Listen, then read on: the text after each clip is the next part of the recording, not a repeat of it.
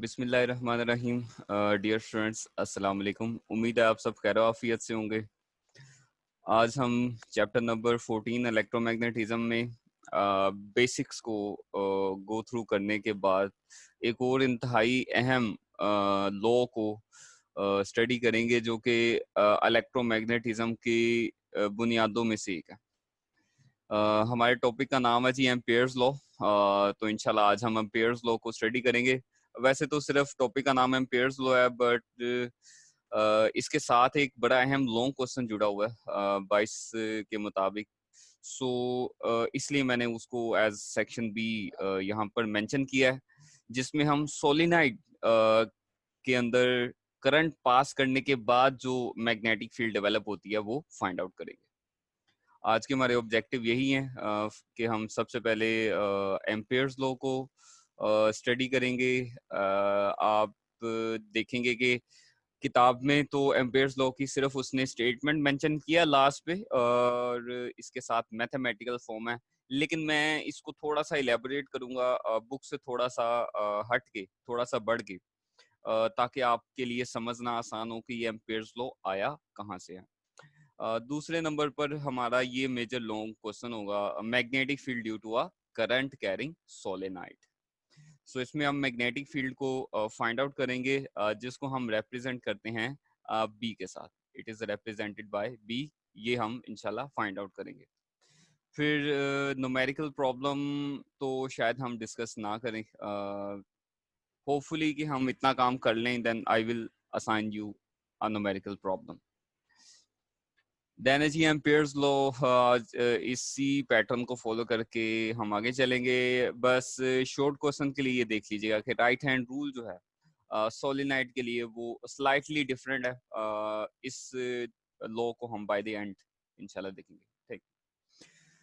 So let us सी previous topics का एक brief सा रिव्यू है। हमने सबसे पहले ये देखा कि जहां पर किसी कंडक्टर में से करंट पास करता है, तो करंट के पास करने की वजह से उसके अराउंड डेवलप हो जाती है मैग्नेटिक फील्ड। और ये मैग्नेटिक फील्ड सिर्फ उतनी देर तक बकाया रहती है जब तक कि करंट पास करता रहता है। जैसे ही करंट अप्लाई करना खत्म किया जाता है, तो इसके साथ ही मैग्नेटिक प्रॉपर्टी भी बिल्कुल वैनिश हो जाती है, विच शोज के magnetic field was due to the flow of current. इसके बाद जी अगर हम डायरेक्शन ऑफ करंट को रिवर्स कर दें बैटरी की पोलैरिटीज को चेंज करके, तो बैटरी की पोलैरिटीज को चेंज करने के बाद आप देखेंगे कि जो मैग्नेटिक फील्ड की डायरेक्शन है वो अगर पहले एंटी क्लॉकवाइज थी, तो अगर मैं करंट को रिवर्स कर दूंगा तो ये क्लॉकवाइज हो जाएगी। याद रखें, we are viewing for from above, हम ऊपर से देखें। ठीक है जी, ओके। फिर हमने देखा कि अगर किसी करंट कैरिंग कंडक्टर को, किसी ऐसे कंडक्टर को जिसमें से करंट गुजर रहा हो, उसको मैग्नेटिक फील्ड के जेर असर रखा जाए, तो इसके नतीजे में करंट की वजह से बनने वाली मैग्नेटिक फील्ड और मैग्नेट की मैग्नेटिक फील्ड, ये दोनों आपस में इंटरेक्ट करती हैं, और इनके इंटरेक्शन के नतीजे में आपके कंडक्टर पर एक फोर्स लगती है। उस फोर्स का जो फॉर्मूला था, उस फोर्स का फॉर्मूला मुनीर हुसैन बताएंगे। मुनीर हुसैन बताइएगा फॉर्मूला, कौन सी फोर्स लगती है? F इज इक्वल टू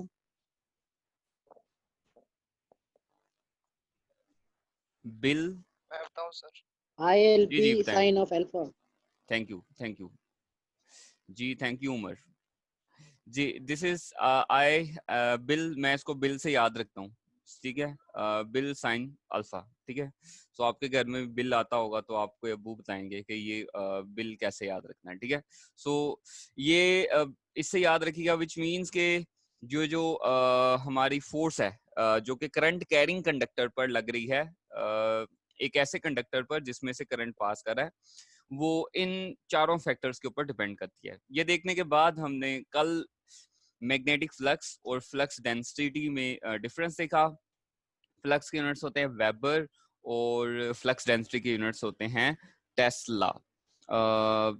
और इन दोनों में मेजर डिफरेंस ये था दैट फ्लक्स जो है it is defined as the number of magnetic field lines passing through any surface area, जबकि जो फ्लक्स डेंसिटी है, it is defined as flux per unit area when the unit area is held perpendicular. So आज के topic का बाकायदा आगाज करते हैं। पहले वाले सारे पॉइंट्स को ओवरव्यू करने का बुनियादी मकसद ये था कि अगर आप में से कोई स्टूडेंट इनको पहले किसी वजह से भी नहीं कर सका तो मैं उनको हेल्प करूं, लेकिन आप अपनी मदद खुद भी जरूर करें। आप यहाँ पर देखें एक कंडक्टर है, ये कंडक्टर के अराउंड हमने एक कार्डबोर्ड प्लेस किया हुआ है एंड यू कैन सी के we have chosen a certain circular path. याद करें आपके जब हमने गोजेस लॉ को स्टडी किया था, यहाँ पर होंगे हमारे साथ जैन। जैन बेटा आप मुझे बताएंगे गोजेस लॉ के लिए अप्लाई करने के लिए हम कौन सा इमेजिनरी सरफेस जो थे वो सपोज करते थे? जी गॉसियन सरफेस। बिल्कुल ठीक। जिस तरह से अब आपने बिल्कुल उसी पैटर्न के अंदर इसको फॉलो करना है जिस पैटर्न में हमने इलेक्ट्रोस्टैटिक्स को पढ़ा था। आपने देखा ना कि प्रीवियस टॉपिक्स में जैसे हमने पहले इलेक्ट्रिक फील्ड पढ़ी थी उसी तरह से हमने मैग्नेटिक फील्ड पढ़ी। मैग्नेटिक फील्ड पढ़ने के बाद फिर हमने मैग्नेट जहां जैसे वहां पर इलेक्ट्रिक फ्लक्स को स्टडी किया था वैसे यहाँ पर किसको स्टडी किया? मैग्नेटिक फ्लक्स को। सो एम्पेयर्स लॉ अप्लाई कर रहे हैं तो इस इमेजिनरी सरफेस को क्या कहेंगे? Empyrean surface. अब जैसे मैंने कहा ना टेक्स्ट बुक में ये हिस्सा नहीं है, तो पहली चीज magnetic field is directly proportion to current. आपने देखा होगा एक मीटर मिलता है एम मीटर। वो जो एम मीटर होता है ना वो क्लैंप मीटर कहलाता है, यानी कि तार गुजर रही है। आप सिर्फ और सिर्फ क्लैंप मीटर आजकल बड़ी आसानी से अवेलेबल हैं। आप उसके अराउंड एक क्लिप सा होता है उसको क्लैंप करते हैं, लाइक ये ओपन हो जाता है ना जो की तरह, और मीटर आपको करंट बता देता है। यानी आपने ऐसा नहीं किया कि कोई तार को पहले छीला उसको तोड़ा फिर के उसके बाद दरमियान में मीटर लगाया, नो। तो ये किस वजह से आपको करंट बताता है? ये इसी असूल पे आपको करंट बताता है that magnetic field is directly proportion to current. ज्यादा करंट होगा ज्यादा मैग्नेटिक फील्ड स्ट्रेंथ, और कम करंट होगा तो कम magnetic field strength. Second relation में आप देखें that current the magnetic field strength is inversely proportion to the radius R, which means हम सेंटर से जितना अवे चलते जाएंगे, रेडियस जितना बढ़ता जाएगा उतना ही मैग्नेटिक फील्ड की जो शिद्दत है वो भी कम होती जाएगी। सो ये इन दोनों रिलेशंस को कंबाइन करें। सो मैग्नेटिक फील्ड स्ट्रेंथ का डायरेक्ट रिलेशन है करंट के साथ and it has inverse relation with the radius R. इनको प्रोपोर्शनैलिटी साइन को ओपन करें तो क्या आता है जी? कांस्टेंट आता है, और यहाँ पर उस कांस्टेंट की जो वैल्यू है that is mu naught over 2 pi and this is the constant of proportionality. जितना भी हिस्सा अभी आपने देखा ये आपको टेक्स्ट बुक में से नहीं मिलेगा, लेकिन ये जानना बहुत जरूरी था। इस फॉर्मूला को मैं आगे दोबारा से शो कर रहा हूं। तो आप देखें 2 पाई आर यहाँ पर डिवाइड हो रहा था। Let me change my marker. जी, so 2 pi R was in the denominator और वो मैंने नेक्स्ट पेज पे लाकर मल्टीप्लाई कर दिया। ये वाली मैथमेटिकल फॉर्म जो हमने अब ऑब्टेन की है ये हमें हेल्प करेगी समझने में कि एम्पेयर्स लॉ जो टेक्स्ट बुक में लिखा हुआ है वो क्या चीज है। तो चलें let us take a review. यहाँ पर वन बाय वन चीजों को देख लेते हैं कि बी क्या कह रहा है, आर क्या कह रहा है, आई क्या कह रहा है, म्यू नोट क्या कह रहा है। म्यू नोट एक नई चीज है। Mu naught is known as permeability. इस तरह का कोई कांस्टेंट पहले आपने पढ़ा है? जी मिठल आप बताएंगे इस तरह का कोई कांस्टेंट पहले पढ़ा है हमने जब हम इलेक्ट्रिक फील्ड स्ट्रेंथ को स्टडी कर रहे थे? उस वक्त भी कोई कांस्टेंट था? जी एप्सिलॉन नॉट था सर। शाबाश, वेरी गुड। हमने वहां पर भी एक कांस्टेंट पढ़ा था दैट वाज एप्सिलॉन नोट। उसका नाम बताएंगे? एप्सिलॉन नोट का नाम क्या था? Free space permittivity. Permittivity of free space, शाबाश। जिसका मतलब ये था कि अगर दो चार्जेस हैं, one is positive charge, the other one is negative charge, तो ये पॉजिटिव चार्ज नेगेटिव वाले चार्ज के ऊपर कितना अलाउ करेगा पॉजिटिव वाला चार्ज कि ये नेगेटिव वाले चार्ज को क्या कर सके, फोर्स एक्सर्ट कर सके। परमिटिविटी का मतलब है कि कितनी इजाजत है इन दोनों को कि एक दूसरे पर फोर्स एक्सर्ट कर सके। और ये कौन डिसाइड करता है?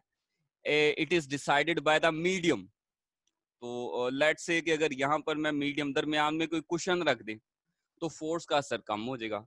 बिल्कुल उसी तरह से अब हम मैग्नेटिक फील्ड में भी मीडियम के इफेक्ट को देख रहे हैं कि ये जो सराउंडिंग रीजन है इस कंडक्टर के, इस वायर के, इस सराउंडिंग रीजन में जो मीडियम है उसका इफेक्ट फ्री स्पेस के लिए वो इस कांस्टेंट के इक्वल होता है। याद रखिएगा, वेरी इंपॉर्टेंट फॉर एमसीक्यूज, अक्सर पूछ लिया जाता है। इसको कहते थे permittivity of free space electric field में, एंड मैग्नेटिक फील्ड का जो फ्री स्पेस का कांस्टेंट है उसको हम कहते हैं परमिएबिलिटी ऑफ फ्री स्पेस। लो बेटा, अब टेक्स्ट बुक पे आ गए हम। अब आप देखेंगे कि चीजें जो आपकी टेक्स्ट बुक के अंदर है वो उससे मिलती जाएंगी। तो मैंने क्या फाइंड आउट करना है? मेरा मकसद है मैग्नेटिक फील्ड स्ट्रेंथ को फाइंड करना।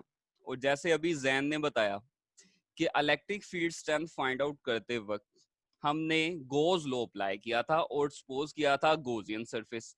और अब हम जब अप्लाई कर रहे हैं मैग्नेटिक फील्ड स्ट्रेंथ को मालूम करने जा रहे हैं और एम्पेयर्स लॉ को अप्लाई कर रहे हैं, then we will suppose an Amperian surface.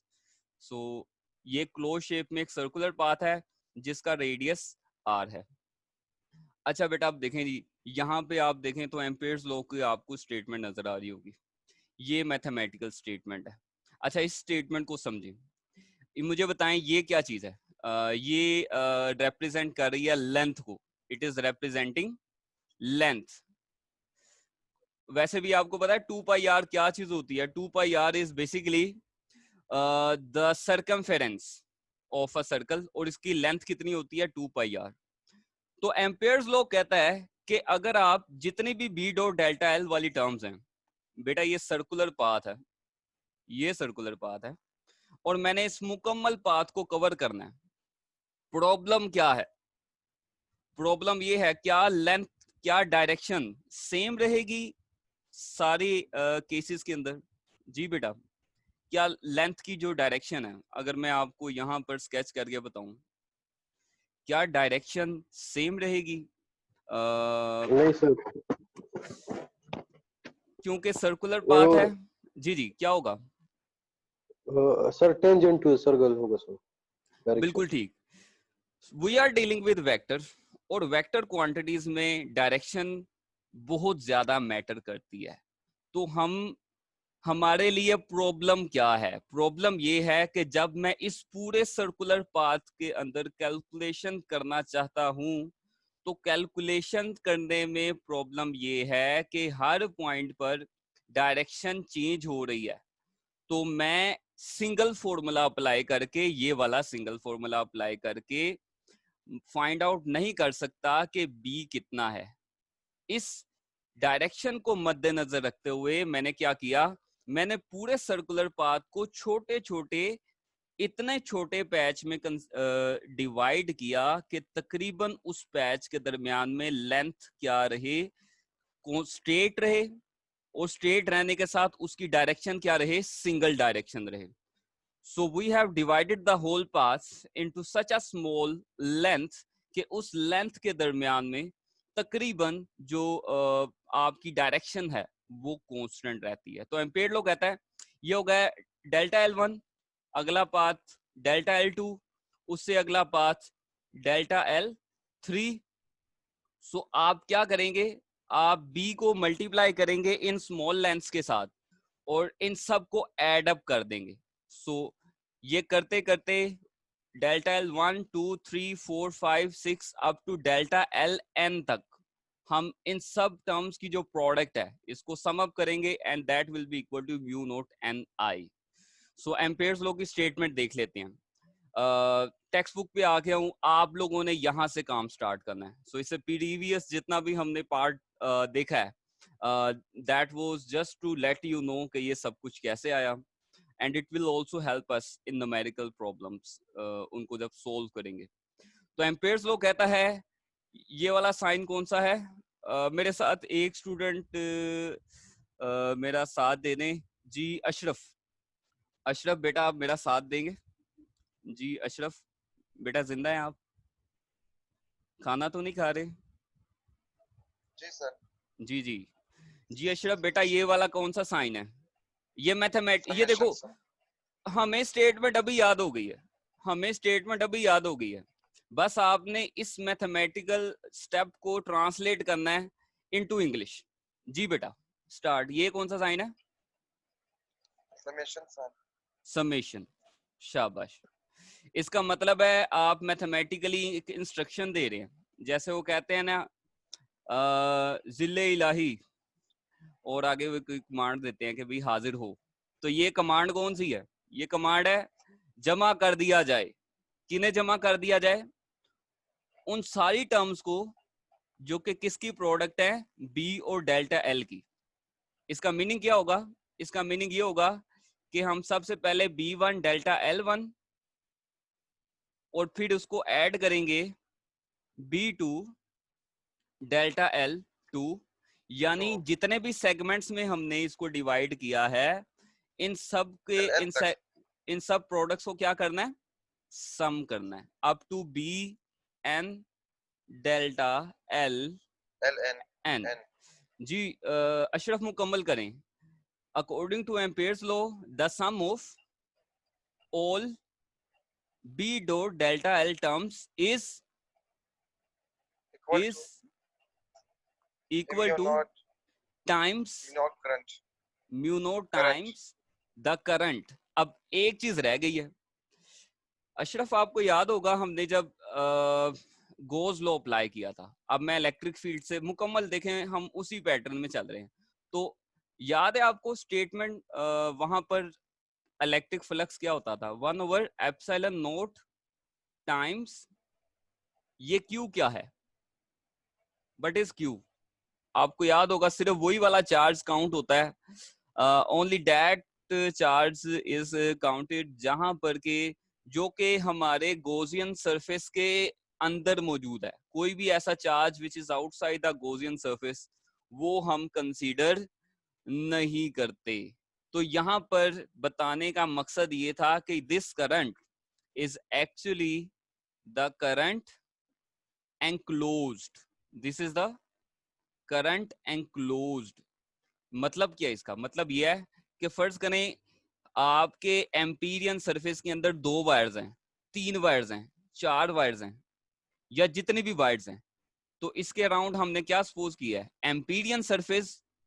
तो करंट एंक्लोज से मुराद ये होगा कि जितने भी वायर्स के, जितने भी कंडक्टर्स के जो करंट्स हैं, वो जो के पास कर रहे हैं, जितने भी वायर्स के जो करंट्स हैं which are enclosed inside this Amperian surface, सिर्फ वो काउंट होंगे। कोई ऐसी वायर जो हमारे एम्पीरियन सरफेस से बाहर है उसको हम कंसीडर नहीं करेंगे। तो जितना एंक्लोज करंट ज्यादा होगा उतना ही आपकी फील्ड की स्ट्रेंथ भी ज्यादा होगी। जी स्टूडेंट्स, तो हम फाइंड आउट कर रहे थे magnetic field of due to a current carrying solenoid, जिसमें हमने देखा कि what is a solenoid. Solenoid एक लॉन्ग सिलेंड्रिकल फॉर्म के अंदर मौजूद कॉइल को कहते हैं, जिसमें काफी सारी टर्न्स जो हैं वो वाइंड की जाती हैं। And why it is important, ये इसलिए अहम है क्योंकि जब किसी सोलेनाइड में से करंट पास करता है तो करंट पास करने के बाद ये उसी तरह की मैग्नेटिक फील्ड डेवलप करता है जिस तरह कोई बार मैग्नेट डेवलप करता है। So this is quite important for us, क्योंकि जब एप्लीकेशंस के ऊपर हम आते हैं, रियल लाइफ एप्लीकेशंस में, जहां पर कि आपने फैंस को देखा होगा, मोटर्स को देखा होगा, इलेक्ट्रोमैकेनिकल, इलेक्ट्रोमैग्नेटिक, जनरली जितने भी सिस्टम है उनके अंदर ये जरूर यूज होता है। We don't use permanent magnets in general, बल्कि इलेक्ट्रोमैग्नेट हम इस्तेमाल करते हैं।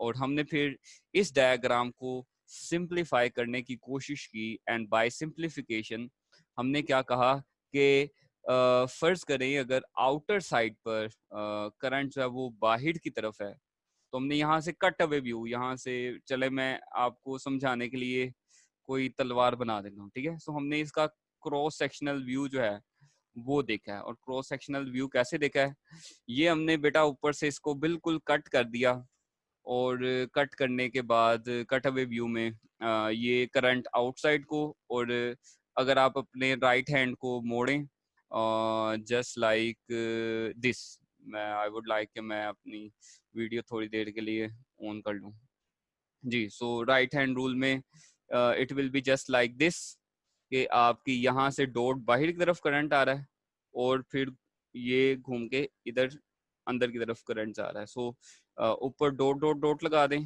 और नीचे क्रॉस क्रॉस क्रॉस लगा दें, जिससे रिप्रेजेंट होगा कि करंट की डायरेक्शन जो है वो किस तरह से है। एंड रिमेंबर दैट कि जो थंब है, this thumb is indicating in the direction of north pole. ये असूल है, grip grasp the solenoid with your right hand in such a way that your curling fingers indicate in the direction of current, then your thumb will indicate in the direction of a magnetic field. So this is what we have used. फिर हमने इसके बाद next setup के ऊपर जी हमने Ampere's law को apply करने के लिए रेक्टेंगुलर शक्ल में एक एम्पीरियन सरफेस लिया जिसके 4 सेगमेंट्स बने L1, L2, L3, और हमने ये भी बता दिया कि inside the solenoid magnetic field बहुत स्ट्रॉन्ग है, जबकि आउटसाइड जो मैग्नेटिक फील्ड है वो बहुत वीक है, क्योंकि दरमियान में जो फील्ड्स हैं, फील्ड लाइंस एक दूसरे को सपोर्ट करती हैं, जबकि बाहर वाली साइड पर हर सेगमेंट, क्योंकि देखें हर सेगमेंट कंट्रीब्यूट कर रहा है, एवरी सेगमेंट इज कंट्रीब्यूटिंग, क्योंकि हर सेगमेंट जो है उसमें करंट है, और जितने भी एंक्लोज्ड हैं यहाँ पे करंट, याद करें एम्पियरियन सरफेस कहाँ पे अप्लाई होगा, जहाँ पे एंक्लोज करंट, तो हर सेगमेंट की वजह से करंट डेवलप हो रहा है, and every loop having some certain current is contributing towards a magnetic field। और इसका मतलब है जितनी टर्न्स हम बढ़ाते जाएंगे करंट कैरिंग लूप्स की, उतना ही मैग्नेटिक फील्ड की स्ट्रेंथ भी आपको ज्यादा मिलेगी। तो फिलहाल हमने कोई certain length of you can say turns use किया है ताकि हम मैग्नेटिक फील्ड को फाइंड आउट कर सकें। हमारा पर्पस भी यही है कि हम सोलेनॉइड की मैग्नेटिक फील्ड मालूम करें। अच्छा जी, एम्पीरियन सरफेस ले लिया, 4 सेगमेंट्स हैं, अब हम क्या करेंगे जी, एम्पियर्स लॉ को अप्लाई किया हमने। एम्पियर्स लॉ को अप्लाई किया तो एम्पियर्स लॉ कहता है कि बी डॉट डेल्टा L1, पहले वाला सेगमेंट कौन सा है जी, पहले वाला सेगमेंट है हमारा L1, और L1 वाला जो सेगमेंट है उसमें आप सब लोगों ने देखा कि मैग्नेटिक फील्ड की डायरेक्शन वो भी, और इसके साथ साथ लेंथ की जो डायरेक्शन है वो हमने एक डायरेक्शन में लिया है, let's say anticlockwise sort of. So you can see both are parallel, so theta is 0, so it will give you cos 0 is 1। सो पहले वाले सेगमेंट से हमें टर्म मिलेगी BL1। दूसरी टर्म पे आगे हम, दूसरी टर्म L2 था, L2 में बेटा 90 डिग्री एंगल बन रहा है B और L के दरमियान में। तो इस केस में आपने देखा कि 90 डिग्री एंगल के केस में सेकंड सेगमेंट BC वाला सेगमेंट जो था उसमें यू फाउंड cos 90 और cos 90 गिव्स यू 0। सो यहाँ पर B डॉट डेल्टा L वाली टर्म 0 देती है। फिर हम नेक्स्ट पेज पे चले गए, नेक्स्ट पेज पे आके हम थर्ड वाले सेगमेंट की तरफ आ गए ना, L3 की तरफ। तो यहाँ पर तो सिनेरियो ये है कि outside the solenoid field is so weak that we can neglect this, so that is why B ही 0 हो गया। सो हमें बाकी फैक्टर्स को देखने की जरूरत ही नहीं है। So we got 0 in third segment. फिर बेटा ये L4 है, यहाँ पर भी अगर आप देखें तो मैग्नेटिक फील्ड और L के दरमियान में 90 डिग्री एंगल है, so this 90 degree angle gives you 0। तो ले जी, एम्पेयर सेगमेंट पूरे हो गए, पूरा सरफेस कवर हो गया, तो हमने कहा एम्पेयर लॉ अप्लाई कर देते हैं, सारी बी डॉट डेल्टा एल वाली टर्म्स को जमा कर दिया जाए। The sum of all the B dot delta L terms is equal to mu naught times the current enclosed. ये मैंने आई प्राइम क्यों लिखा वो मैं अभी आपको बताता हूँ। सो ये कितना आ गया जी, बाकी सब सेगमेंट्स में तो 0 है, 0 0 and again 0. The only segment that was giving you the some mathematical factor ये आ गया जी BL1 डेल्टा मैंने खत्म कर दिया, L1 लिख दिया सिंपली, जो उसकी लेंथ थी हमारी रेक्टेंगुलर पैच की। आई प्राइम की तरफ आ जाएं। अब आई प्राइम ये वाला फैक्टर आपको याद होगा, ये है करंट एंक्लोज्ड। और करंट एंक्लोज किस चीज पे डिपेंड कर रहा है? करंट अगर तो मेरी रेक्टेंगल सिर्फ 4 लूप्स को कवर कर रही है तो नंबर ऑफ टर्न्स भी सिर्फ 4 होंगी। तो 4 फर्ज करें कि एक लूप में करंट है आई, तो 4 सेगमेंट्स में कितना होगा? 4 मल्टीप्लाइड बाय आई। अगर मैं मेरी कंसिडरेशन में 6 लूप्स हैं, 6 लूप्स हैं, तो 6 लूप्स में एंक्लोज करंट कितना होगा? 6 मल्टीप्लाई बाय आई। तो आई प्राइम क्या है? This is total current. तो अगर आप देखें हमारा एम्पीरियन सरफेस कवर कर रहा था कुछ खास नंबर ऑफ टर्न्स को, जो कि एन नंबर ऑफ हो सकती हैं, 5, 10, 15, 20 जितनी भी होंगी। टोटल करंट कैसे आएगा? इसके लिए किताब में, टेक्स्ट बुक में स्टेप्स मिसिंग हैं। तो मैं चाहूंगा कि आप बिल्कुल क्लियरली इनको समझें। तो मैंने आई प्राइम की जगह पर एन आई लिख दिया। समझे क्या है? आई प्राइम था करंट एनक्लोज्ड, और एन आई का मतलब है एक सेगमेंट का करंट मल्टीप्लाइड बाय सेगमेंट्स की तादाद। So this will give you the total current. ठीक है जी। आगे एक और बस फाइनल टर्म समझ लें ये वाला पॉइंट जिसको समझ आ गया उसको टॉपिक समझ आ गया। वो ये कि यहाँ पर एक और चीज है स्मॉल एन। स्मॉल एन क्या है? स्मॉल एन को हम कहते हैं number of turns per unit length. अच्छा, ये क्यों यूज करते हैं?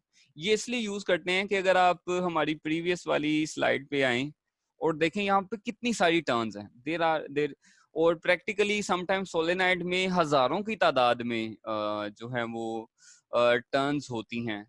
तो हम बजाय इसके, देखें जी, मैं कहता हूँ कि जी इतना, ये एक कमरे का साइज है, ये एक यूनिट मैंने डिफाइन कर दिया। और आपके डोम्स हैं, फर्ज करें आपके रूम्स हैं। एक रूम की मैं कहता हूं भाई कि एक रूम के अंदर 4 सेगमेंट है। तो 4 क्या है? 4 is the number of students per dome. Let's say number of students per this length. तो अब मुझे कोई कहे कि भाई 10 में बताओ, तो मैं क्या करूंगा? मैंने जो एक यूनिट के अंदर है ना बच्चे, उसको 10 से मल्टीप्लाई कर दूंगा। तो यूनिट लेंथ में यूनिट की फॉर्म में डिफाइन करने का फायदा ये होता है कि आपको बिल्कुल पूरे जो मुकम्मल सेगमेंट है उसकी बात नहीं करनी पड़ती, बल्कि क्योंकि यूनिफॉर्म है ना, हर इतनी यूनिट लेंथ में, हमने यूनिट लेंथ कितनी ली? L1। हर यूनिट लेंथ में अगर 1, 2, 3, 4, 5, 6, 7 अगर टर्न्स हैं, तो 10 यूनिट लेंथ में कितनी होगी? उसको 10 से मल्टीप्लाई कर दें। तो बेटा इसलिए हमने यहाँ पर स्मॉल एन यूज किया। तो स्मॉल एन क्या है? The number of turns per unit length, के एक यूनिट लेंथ में कितनी टर्न्स मौजूद हैं। और अगर आप L1 को इधर ले आए तो कैपिटल एन की जगह पे हम क्या लिख सकते हैं? कैपिटल एन की जगह पे मैं लिख सकता हूँ स्मॉल एन इंटू L1। तो इसके बाद L1 कैंसिल आउट हो जाएगा, और फाइनल फॉर्म जो आपके पास आएगी वो है B is equal to mu naught N I. So इन सब टर्म्स को याद रखने के लिए ये वाला फैक्टर कांस्टेंट है। सो फाइनली हमने ये बात साबित कर दी है कि सोलेनाइड में जितना ज्यादा करंट होगा वो डायरेक्टली प्रोपोर्शन है मैग्नेटिक फील्ड की स्ट्रेंथ के में। ये हमारी आज की लेसन है, आज का मैसेज है। Only the fittest will survive. Biology वाले इसको बड़े अच्छे तरीके से जानते होंगे। नहीं है, physical fitness is only one component, बल्कि आज जिस एरा में आप रह रहे हैं इसके अंदर नॉलेज भी चाहिए, इसके अंदर स्किल्स भी चाहिए, इसमें आपको इनोवेटिव भी होना है, और आपको कमिटमेंट भी चाहिए for your survival. So in this way मैंने इसको आज के लेसन को आपको शेयर किया है। So survival of the fittest scientific evolution का। तो अगर आप भी अपनी फील्ड में जिसको आप पढ़ रहे हैं उसमें सर्वाइव करना चाहते हैं, सो आई थिंक सो कि आपको अप टू द मार्क रहना पड़ेगा। जिस एरा में आप रह रहे हैं उसके मुताबिक। सो आज का सेशन हम यहाँ पर एंड करते हैं। Thank you very much and